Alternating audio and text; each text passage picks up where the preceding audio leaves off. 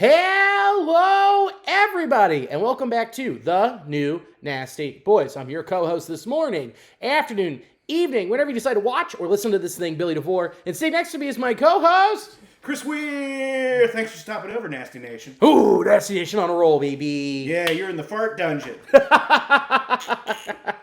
Hell yeah, the fart zone, dude. Yeah. Before I came over, I will let you know. I had 5 White Castles for dinner. So I'm about to peel some paint. Yeah, I probably could have guessed that if you didn't tell me. Yeah, probably a few minutes in, like, oh yeah, he had some sliders. Yeah, I can smell the onion. Yeah, ooh, man, there's such a distinct fart. Oh, they truly are, man. It's like I'm rotting from the I inside shouldn't out. be hungry for White Castles now that we're talking about your farts. You know? But you are. Yeah, man, it's been a while since I had some White Castles. Yeah, Jake and Wally had some DoorDash who are in from Seattle, and they had them DoorDashed. And we got a crave case, a thing of cheese sticks, some fries. I mean, it's perfect. They don't have that out there, do they? No. So it was his first time. He was like, man, this is good. I'm Dude, like, it's so rad. It's so good, especially too, like, for a drinking thing. It's... and then Saturday, Wally had his first Skyline experience. Oh my goodness! Oh, I couldn't That's have been a lot happier. to like try, like a Skyline and White Castle for the very first time. Like your stomach, if you haven't had that before, I mean, that's kind of like building up like a callus in your stomach. Yeah, I mean, I've got like I always say, my stomach is like a well-seasoned cast iron skillet. It's just a bunch of like knuckle skin in your stomach. Knuckle skin and goddamn fingernails. Knuckle skin and fingernails. Oh, buddy. That's a Tom Waits album right there. Knuckle skin and fingernails. I eat cigarettes for breakfast. I'm gargling gravel. Can't you see? That woman. She put her fingers in me. But yeah, so here was the lineup. He had knockback gnats for the first time. That's good. Some smoked wings. Then we had taglio. I don't think I've had taglio. It's so fucking good, dude. Yeah. It's Detroit style pizza. I think we've talked about this before. Yeah, it's excellent. So then taglio, and then Skyline, and now White Castle. The man is a twig. But it's just, I feel bad for my toilets. He's punishing them. Great, man. You got to live it up. Yeah, welcome to Cincinnati, where we try to slowly poison you. That is one like fun thing, like when you're traveling, especially like with friends and family, you get to unapologetically just throw yourself into all the food that you can. Yeah. Because if you don't, you disappoint people. Exactly, man. Like, I'm going to take you to all of my favorite spots. Like, that's just inevitable. Yeah, if you aren't on like the borderline of throwing up when you're leaving here, I've done a disservice to you. Yeah, if you aren't thinking you might have gout, did you even come visit? Yeah, dude, that's such an upsetting thing. Like when you give somebody a recommendation and it doesn't go their way. Dude, I remember when I told you about Naughty Pine. I'm so sorry. And I still feel bad. Most of you probably know about Naughty Pine. It's this Cajun restaurant in Wilder, Kentucky. It's one of my favorite places to eat. I told Billy about it, and the first time him and Alicia went there, it went south, let's say. A lot farther south than what you want from Cajun food. Yeah, south and north, if you know what I'm catching my drift. You're going down to Louisville and back. Yeah. But those were fresh oysters. They were fresh. Here's the thing. Look, I told you that, and then Alicia was just like, "Why did you tell him? You know it's his favorite." I was like, "I had to let him know." I would appreciate that, because if you guys just always kept that from me, and I found it years later, yeah, it'd probably be more hilarious. But I'm glad you guys were upfront and honest with me, because that does mean a lot when you tell someone about like one of your favorite spots, and if it doesn't go right, it's such a bummer. What if I was just lying this whole time and it was amazing, and we just made it up to piss you off? You're trying to get me to not go there all the time. Yeah, like that's why all the fucking crawfish are out. He goes constantly. Constantly, yeah. Lauren actually paid us to say that. Oh yeah. Whore! Sorry. I just realized I think I got a fuzzy on my hat here. I do. I have a down comforter. That's nice. Yeah, and on the hat. So that's something. But yeah, man, like, yeah, she's just like, I'm so sick and tired of getting the sampler. Here's $20. She wouldn't say that. No, she never. She wouldn't say that. She loves the sample. She loves the etouffee. We love all the stuff on there. They give you gumbo and etouffee. My stomach actually has a knot in it from going to the Naughty Pine. Yeah. It is, but I think we did go again, and it was really, really good. So good. It's very good. But no, I'm with you. So like, I'm sitting there at Skyline. Wally's putting on the bib, getting all into it. And I'm just mortified. I'm like, is he gonna hate this? Because if he doesn't like it, then he's not allowed. He's no longer welcome in my house. True. So he eats and he was like, dude, this is delicious. Oh, that's so good to hear. Because it is a very distinct taste. Yeah. So I can understand when people are at least, they give you like a look like they just saw a magic trick when they first taste. Like Skylar's like, oh, yeah, what the fuck? Why is it? What's in there? Yeah, there's not. This is all runny and all the thing. Yeah. You just see we were just drunk and he kept going. He's like, I want the hot dog. I want the hot dog thing.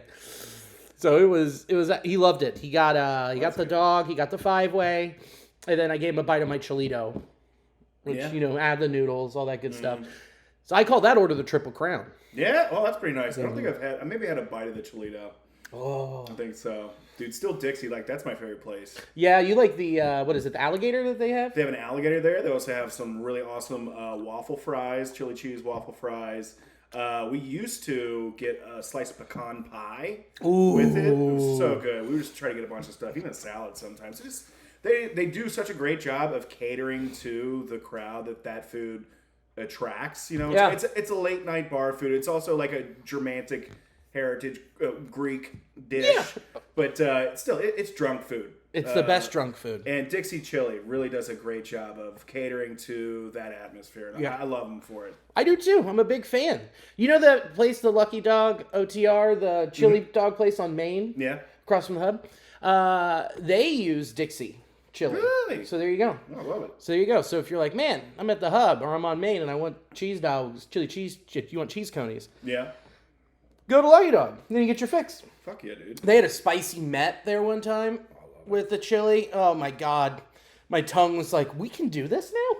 Dude, that's outrageous. I've never done that before. I don't think I've ever had like anything besides like the standard hot dog No shit. for the chili. No shit. Ooh, we gotta mix it up, baby. Yeah, dude, I've done, I've had this. Italian on there? Oh, dude. During Mardi Gras, Skyline does andouille sausage. Yeah? It's so good. Oh my goodness. Oh, This do it all just the time. Open stuff up for me. Dude, I'm opening up holes for you, dude. Open up holes and closing arteries.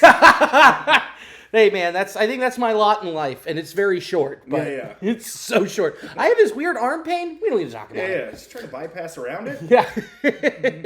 Yeah, just trying to push through the concrete goddamn barrier. It's cracking. But yeah, man, so Wheeler Walker Jr. Saturday. It was great. Oh, damn.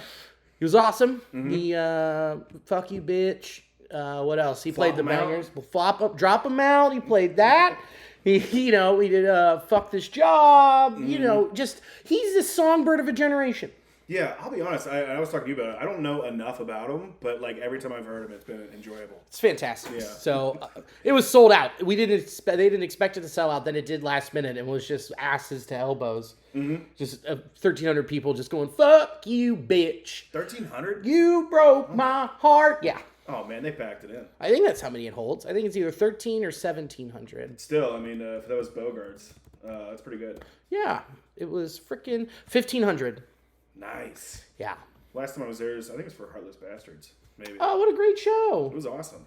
Guar is there on Wednesday. What? Yeah. Heartless Bastards was going to be at the Woodward. Saw that. Oh, yeah. In December. Love the Woodward. Just plugging out big bands. Guar, you're going to be out there. Heartless Bastards. I'm seeing Men I Trust on Wednesday. Yeah? I'm not sure if I've heard of that. You always just introduce me to new bands. I do. I really appreciate that. I'm pretty decent at it. They're produced by Kevin Parker, the Tame Impala guy. Oh, nice. Yeah, I so like that guy. right in the wheelhouse. Mm-hmm. Speaking of wheelhouse, the Snakes are on fire. Right now we are recording. It is the bottom of the third of the Phillies and Snakes game. And we've already got 3 home runs. Schwarber first pitch, danger. Yeah, by the time you text me saying that you were leaving and arrived here, there was already 2 home runs. Yeah. It was him, Harper, and Casty. It was like 2 home runs and 6 pitches. It was wild. It was awesome. And when Schwarber hit that one, he just seemed not pleased that he hit a homer. No, he just seems like it's in such a different world. I mean, he's just a baseball hillbilly, you know? Yeah. Oh, I gave him that title, when I yelled it at him and we made eye contact. So the pride of Middletown already making the Phillies fans real proud because he was so bad up until this game. I think he was batting like 138 this postseason. Dude, it's crazy because he's had like those big moments like in the post game. Like what was it? What year was it that he came back and hardly played a single game and came back for like postseason? But like he's just had like such these epic at bats in a career so far. Was that 16 for the Cubbies? It was something like that. I'm pretty sure because I think 15 was that his rookie year. Yeah, and then 16 he like tore his ACL.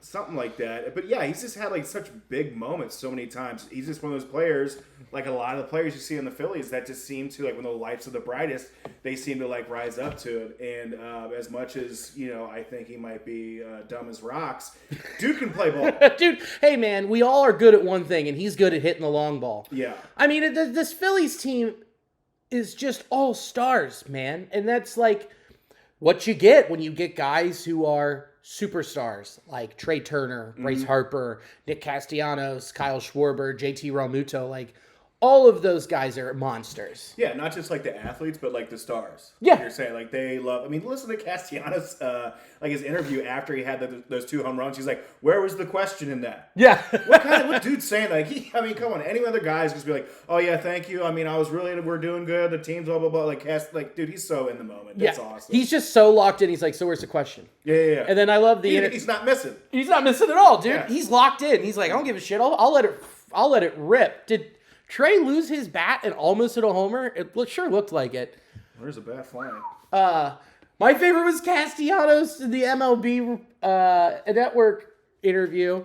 And Greg said, he was like, "Yeah, so it seems like you and Philadelphia are a perfect fit." And he just looked at the camera. He's like, "Yeah, I fuck with Philly." This doesn't care. No fucks given. What's going to happen to him? Will you find me? No, no one's going to do that. No. Oh, sorry. I'm also having the most fun promoting your sport. Yeah, this is great for the sport. Yeah, and just the most Philly response. Just like, "Yeah, I fuck with Philly, yo." Fuck with Philly? Who wants to know? Who wants to know, yo? I'm from Delco. Fucking love. I just love how fun this team is. Yeah, and dude, even Liam Castellanos, his kid, that dude, I mean, what a life he's living right now. Big on him. That's great. And his dad, that dude's going to have a great time once he starts hanging out with ladies. Did you see? Yeah, oh, dude, his dad's going to show him what's up. Yeah. You saw that ESPN reposted the drawing of the shirt? That's awesome. They reposted from that.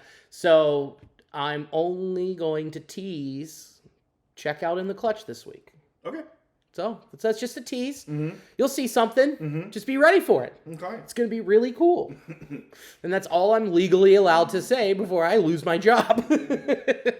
So yeah. But no, they're just. Okay. I will reserve my gushing for a little bit. Okay. Or we're gonna just jump. We'll just start there. We'll just start right there, man, and then we'll work back from wherever. It does not really matter. But like, and then you look at their bullpen, and they just had dudes. Sir Anthony Dominguez, Alvarado, Craig Kimbrell, Giovanni Soto, and Strom, which was so, and especially in that last game, they worked kind of backwards with the pen. You threw out your 2 setup guys, and then you threw in Kimbrell, your closer. Yeah. And then you went to another setup guy, and then your middle with Strom. What did you? I mean, it worked, but wasn't that just so surprising? Yeah, it seems surprising, but then when you think about playoff baseball, I mean, everything that you do in the regular season kind of seems to go out the door. So yeah, I mean, it is surprising, but it's at a time when surprising things are almost common. Yeah. Yeah. But it's great. And you see how, coaches respond to things, how they start stacking their lineups, especially when you got some pitchers been throwing a lot. People have some injuries. Who are you going to throw where and when? It's pretty exciting. Yeah. And Ranger Suarez went in there and did his job and exceeded their expectations. They only thought he was going to go through the lineup one time. He throws five innings, 3 hits, 1 earned run, 2 Ks, and gave up 1 ding-dong. That's the kind of performance you need to step up in the postseason, and that's the kind of thing you need to move on to win the NL pennant and to win a World Series, which is what I think this team is going to do. Yeah, I mean, out of all the teams right now, them and the Rangers, the Phillies is crushing this competition right now. This might only be 4 games. Yeah, I can see that. You just can't, man. They're just doing so. Everyone's locked in. Everyone, offensively, defensively, the pitching, back end, whatever you're putting these guys. This is a team that is just absolutely on fire right now, and this is the last team you want to be facing. Oh, exactly. They peaked at just the right time, just like the Rangers. Mm-hmm. And you also have, 1A and 1B with Wheeler and Nola. How awesome would it be to manage this club right now? There's no wrong you can do. No, because they're all just so locked in. You're just there to keep egos in check, and then it's like, all right, this is easy. Yeah, I'm just gonna be there to like put plastic around everyone's locker before we start throwing champagne. That's it. Yeah. I'm the tape guy. Yeah. I also help hand out the goggles. Yeah, I hand out the goggles. I'm the mask and tape dude. Yeah, I'm the mask and tape guy. I make sure everybody gets the right size shirt. I hand out the Budweisers with the caps. They're sealable, so if you want to do that, no, you're just going to pour it? Okay. You're just going to pour it? All right, great. Oh, you're going to put it in your overalls. Neat. Yeah. I love that. It was so great. But when we recorded last week, that was, there was the incident with Harper out running second, coming back, doubling up, ending the game. That was such a bummer. And then Arcia goes back into the clubhouse and says, "Attaboy, Harper, attaboy."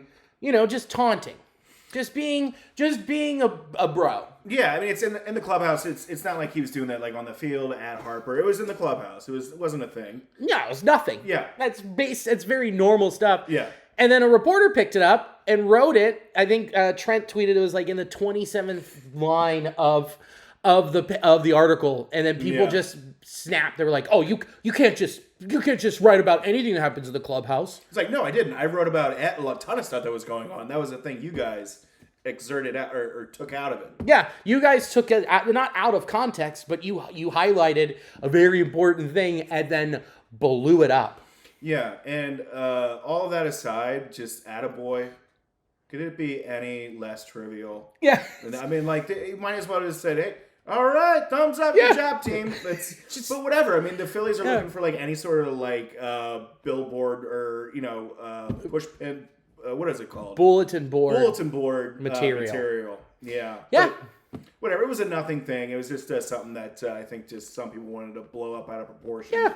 I just think it's also so foolish, like even Kevin Gosman was saying, like, he was like, "Well, not everything in the clubhouse can be reported." It's like, bro, your work. If you say something at work and someone else picks it up, shit happens.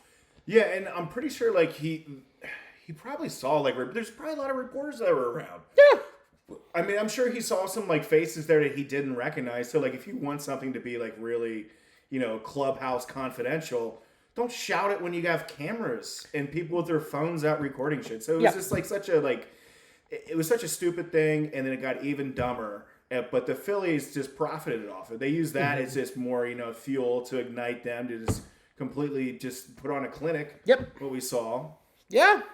And that's what they did, man. And when it comes down to it, the Braves ran out of pitching. That's just what happened. Max Fried wasn't himself. He had that blister. Charlie Morton was out. And then you're just left with Spencer Strider, who has 2 excellent pitches.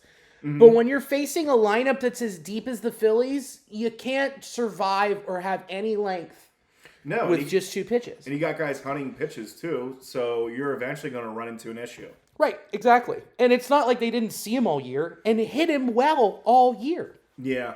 So it wasn't a surprise that this happened. And it just, the Phillies feel so large. Yeah. And they felt bigger than them in every moment in this series. Yeah, I mean, I really wanted to see the Braves put on like a nice show. I wanted it to be a little bit better, 1 over 100 games. But like we were saying, regular season and postseason, 2 different things. Yep, whole other animals. And you got to hit Matt Olson, 250. He was in his 16 ABs. He had 4 hits. Okay, Ronald Acuna Jr., Big Ron, your MVP, 143. Ozzy Albies, 267. Between Olsen, Acuna, Albies, and Sean Murphy, who was tailing off at the end of the season, you have 0 home runs right there.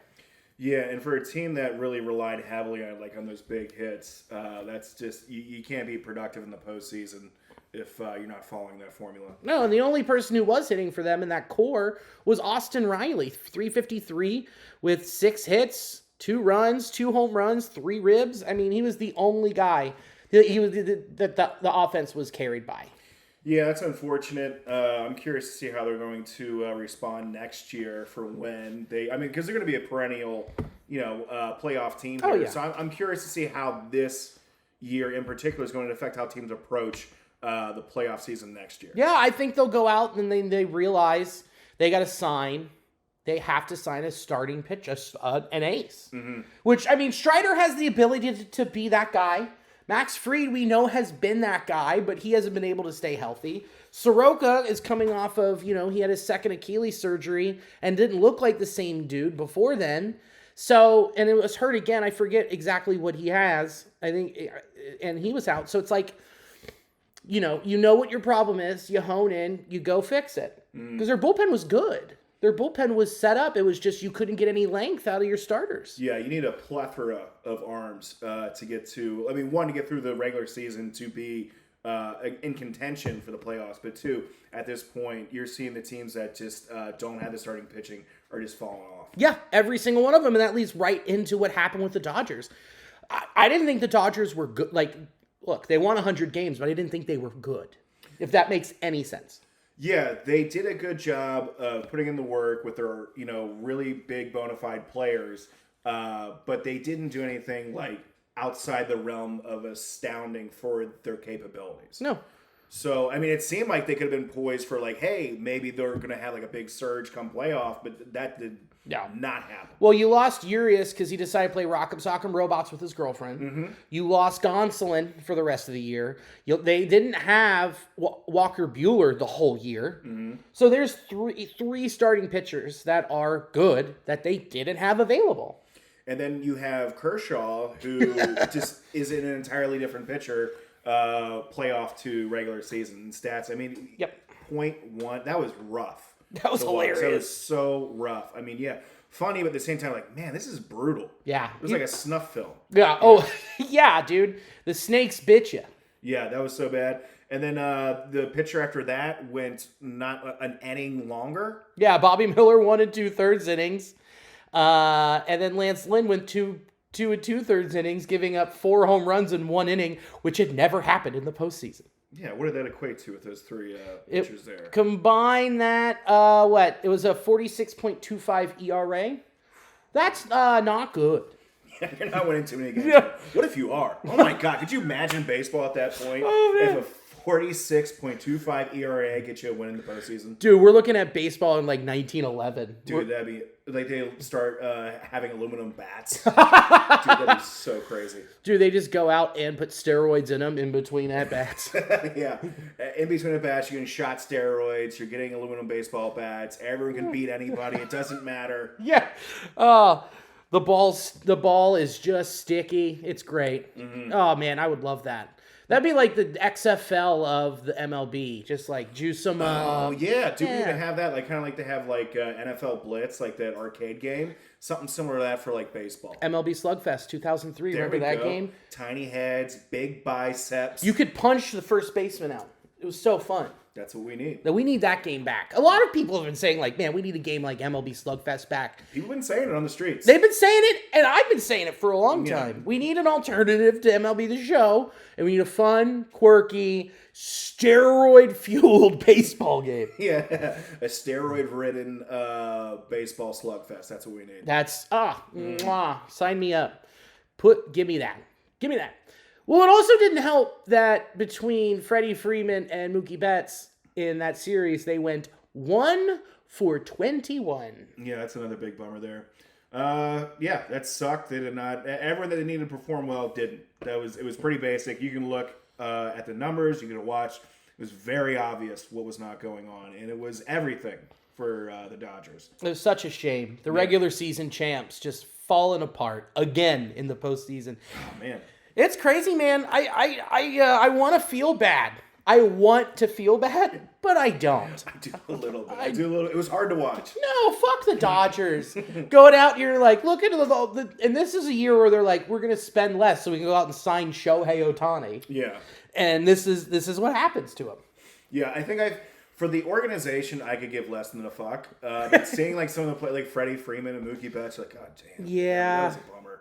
Because they're such good dudes. Yeah, they do seem like good dudes. They're such good dudes, and like you want them to succeed, but at the same time, fuck the Dodgers. Yeah, sit and spin. Sit and spin, Plenty of motherfucker. time now. Oh man.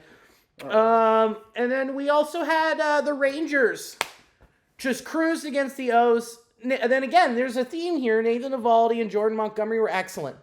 They gave you a lot of innings. They gave you a lot of innings, quality pitching. You know, I think Jordan Montgomery didn't give up a run, and then Eovaldi gave up one.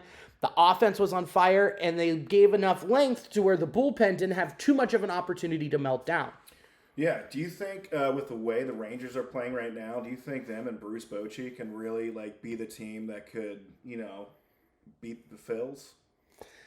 Man, okay. It seems like I'm just thinking in terms of like a counterbalance between like the very heavy electric stuff and the Rangers, which are very consistent and good as well, but they seem to have like the opposite sort of like calm nature with them, as opposed to the Phillies that seem just radical. They're just like bros being bros who are all locked in at the same time. Yeah. Man, if that's how it works out, man, it's gonna be a series, and they're so evenly matched. The team I give the upper hand to is to the Phillies with their bullpen, and when it comes down to that, that's who I would take in 7 games. I would take, if it's Rangers, Phillies, give me the Phillies in 7. If it's Phillies, Astros, give me the Phillies in 6. Yeah, that sounds good. I'm not even including this. I like the Snakes. This has been a fun story. This is just a juggernaut. This is a chainsaw that is fully gassed up. Yeah, dude, they're running to a brick wall with them, and it seems like every game has been played at home for the Phils. Yeah, it just seems like every time you look up and see it, like a highlight with them, it's at their home court. Yeah, or home field. And that dude, it's nuts there, dude. It's loud. Yeah, that actually does have an effect on players. Seemingly, it broke Arcia. Yeah. He snapped. He looked. Excuse me. He turned and was like snapping at fans. Yeah, I mean, I've seen like players before, like they'll engage and like tell them to F off or something like that. Yeah. But, like just seeing them like trying to engage in a comedic way, it was just like, dude, you're lost. Right now. They got you, dude. They covered you in Cheese Whiz and ate you up, dude. Yeah, that's rough. So that seriously has an effect. Agreed. I mean, it's just insane, and that home field advantage rolling into the World Series too. I mean, that's going to be huge. Yeah, and they're practicing that way. Like now, teams like when they have like their off days or whatever, when they're doing like their inter squad stuff, they'll like pipe in crowd noise to actually prepare and simulate an actual real game playoff scenario. Yeah. So I mean, it's affecting the way they're practicing. Oh man, Wheeler's cruising. Yeah, dude. Also, the Rangers ballpark, I've been there. It was like half full, and it was loud. I can't even imagine that thing sold out to capacity with that tin roof and people screaming. Oh, man, we'll be bouncing around. It'll be nuts. Yeah, awesome. And then we didn't cover Twins, Astros. The Astros still continually have just felt inevitable. Mm-hmm. And when I watch them, dude... Their pitching, they only have one weakness. It's the 6th inning. Really? Yeah, it's just that guy, if you have your starter going 5 1/3 or gets to 6. Okay. He doesn't finish the 6th. They just haul out whoever's available. Hunter Brown, I forget who else they had go out. But the back end of that bullpen, they've got it locked in with Neris, Abreu, and Ryan Presley, who has like not given up a run in like 17 innings in the fucking postseason. Dude, the Astros are just like such a disciplined team. It seems like they just continually like just roll out dudes that just already have like they're just already in a winning mindset. Yeah. And they do such a good job at producing that sort of talent. It's incredible. They've been doing it for years. I mean, what's their 7th consecutive ALCS? Yeah. And it happened today, and I watched that series with the Twins and the Astros. I think it's time you just put up the 4 fingers and give your Dan first. Yeah. Dude. Excluding today, from October 7th to October 11th, 4 home runs. He hit 2 more today. Yeah, and they were not like easy, like they missed a spot. Maybe the first one was like caught way too much of the plate. But the one that Chapman threw against him, he pulled that was on the outer third of the plate. And it was like a line drive. Yeah. If you could see the way his body was maneuvered when he hit that, you're thinking, he just probably popped out. Like, no, he jacked it out to right field. Yeah, it's absolutely pummeled. Yeah. The guy is beyond locked in. Yeah, I mean, why would you throw at these people like during these times? Because it's like when people do get locked in, those are the game changers. You just got to throw around them. Like, don't. He's similar to Barry Bonds, man. You just put up the 4, say you can have first. We'll let the traffic happen and make everybody else beat you. Yeah. Make everybody else. Because he's carrying the offense. For sure. And just put him on first. He's not a base running threat. So, yeah. Yeah. I am just in shock that Texas is 7-0 in this playoff stretch. They've won. They just took 2 at the champs at the champs house. They're doing great, man. They're just playing solid baseball. They're when I'm watching them, it's like between them and the Phillies, I'm like, it's like watching the Astros of last year. Complete good teams that are on a roll, that can beat you in a slugfest. They can beat you 1-0. There's so many. They're so versatile with how they're built. And not to take anything away from any of the other teams right now, but it does seem like the Rangers and the Phillies, their players each just kind of have that, I don't know. It seems like they have the persona of like, we are going to the World Series and we're going to win. Yep. It just seems like they just have a look in their eye like, oh, no, this is our year. Yep. It's the Bochy factor for the Rangers for sure.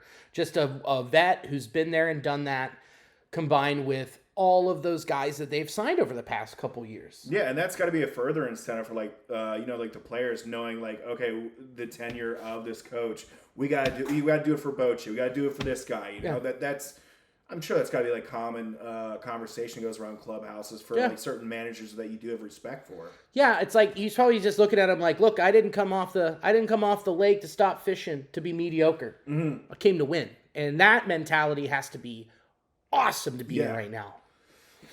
Dude, it's just this postseason's been so good. Yeah, it's been really cool. There's been a lot of exciting things happening here, and as a Reds fan, I just can't wait to get like in it next year. Yeah.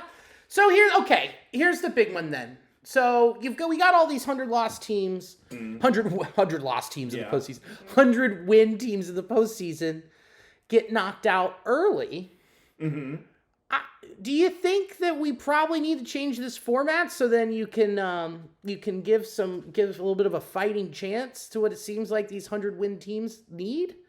What do you think? I do think if it isn't changed within, like, if the MLB doesn't do something to kind of reorchestrate things, I do think clubhouses will do something then to make sure the level of play stays at a similar rate throughout regular season and playoff. Because, I mean, there's no denying it here. Just watching it, it just seems that there is a very evident thing of a drop-off for teams that aren't playing competitive baseball. Sure. I agree. But then also, because I've been talking about this all week, and with friends and stuff, and really thinking about it. The teams that lost, okay, the Braves and the Dodgers and the Orioles, which we barely even touched on the Orioles, because they're going to be around. They're going to be fine. They're kids. Yeah. Here's the thing, man. They didn't have the starting pitching of all the teams that they lost to. They weren't built for it, or they had injuries. So I don't think we change it yet. I think, and I was talking with Jake about it, like, I don't think we have enough of a sample size. We've only done this for 2 years. True. I do think it is like maybe jumping the gun a little bit, but just like taking just the data that we have so far with just this playoffs right now, it does seem that there is an advantage given to teams that have been continually at a similar pace, from the end of the season going through the playoffs. If it's something that MLB will need to do, I'm not really sure, but it will be something that, coaches, they'll try to do something to, recalibrate what they're doing. Sure. Yeah, I mean, it's tough. I mean, it simulated. Holy shit! He just stole home. No. Did he get called out or is he safe? I think he got called out. No way. I thought his hand got in there. Hold on here. You got a better angle than I did. I thought it got in there. If you made me guess. But that was a good heads-up play. Was that a double steal there? I think Schwarber walked. Here we go. Here it is. There's the gun in and... Oh, yeah, he's out. Oh, he's definitely out. Yeah, he got his chest when he was trying to do the classic swim move. Oh, then he just thudded there. Yeah, he's out. Dude, man. Yeah, you've seen that swim move done so sweetly by so many players, but when it does not go well, it looks like that. He looks like me trying to do it. Yeah, it looks like someone doing a belly flop in a pool. Oh, because the way his stomach hit down and his head was like thud. Oh, dude, man. You ever had a bad slide like that before and you hit your head and you feel the ringing in the back? Oh, yeah. Dude, one time I tried to slide in head first. I think it was to third. Yeah. And when I did it, I did not get enough momentum going when I went down. I was about 2 feet short. I've done that where you're on the field, but they just sprayed it down, so it's not nearly as slick and dry. Yeah, they can slide across, and you pretty much slide in the mud, and you're like, well, I'm really short of this base here. And then you move, you're like, and then you look up, you're like, yeah, mom's gonna do laundry. Get out the bleach. You see, I don't think we have to change it yet. I want to see what happens next year. Because, like I mentioned with all of those teams, a big part of their issue was starting pitching. So, we'll see what happens. And look, it's already, I know that Texas is up 2-0, and they took 2 at Houston's house. It's still too early to call that series. Yeah, and Houston does a pretty good job playing out of their home ballpark. So and like we were saying, Houston's a very good, solid club. So I don't think it's going to be that easy of a series. Houston played better on the road this season. So I don't think they're going to take both of them in Texas, or take 3 of them in Texas. But there is a chance that Texas could shut it down at their house, and that would be incredible. You already know what I'm going to say about this one. I mean, the Phillies are so good. Yeah. They're just a boulder, dude. And it seems like, do you remember the game Katamari Damacy? No. So it's like this game where you start in like a room on a desk and you roll the ball around. And as you roll the ball around, it collects items. And you basically are building this giant ball. And by the time that you beat the game, you are collecting just the earth. That's how big you've gotten. That's what the Phillies feel like. Okay.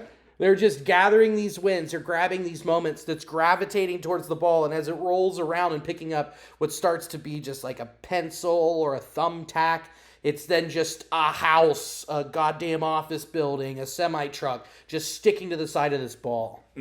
That is what the Phillies are. And a World Series trophy, maybe, at the end of that. But yeah, dude, it's definitely like a snowball effect here, just rolling down. The momentum is, clearly it's Phillies' direction. It's for sure right there. Let's get into it. The Reds' off-season wish number 2. I'm going to say that again. Do it. The Reds' off-season wish number 2.